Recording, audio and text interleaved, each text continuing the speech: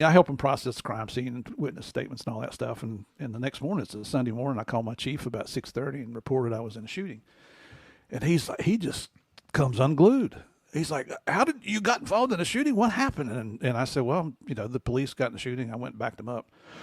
Boy, he got ticked. He's like, you stay right there. I'm on my way. And I'm like, you were okay. a railroad cop at the time. Yeah. Okay. But I've got statewide jurisdiction in West Virginia and Virginia is the way it worked.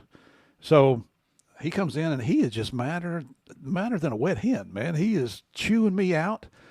And I'm looking at him. I'm like, what are you talking about? A police officer needed help, and I went to help him. Yeah. That had nothing to do with railroad business. You opened us up to liability and all this other stuff. And gross. Really ticked me off. And he's like, give me your weapon. So at that time, I had a little snub-nosed Smith & Wesson Model 15 revolver. So I pulled my weapon out and unloaded it and handed it to him. He's like, I can't believe you unloaded the weapon. I'm like, Chief, you never had a loaded weapon to anybody. That's basic firearms 101, He's like, well, how many rounds did you shoot? How am I going to know? And I said, do you think I shot rounds and then reload? I'm walking around with an empty gun. So he said, where's those rounds at? And I said, they're in my pocket. So I pulled the casings out and gave them to him. And it went on for about an hour. And finally he said, listen, I'm going to get your job over this. You had no business going up there.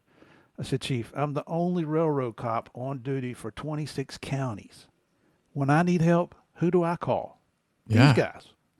So he's like, get out of here. And I said, hey, before I go, just so you know, given the same set of circumstances, I will respond the same way. See ya. Good for you.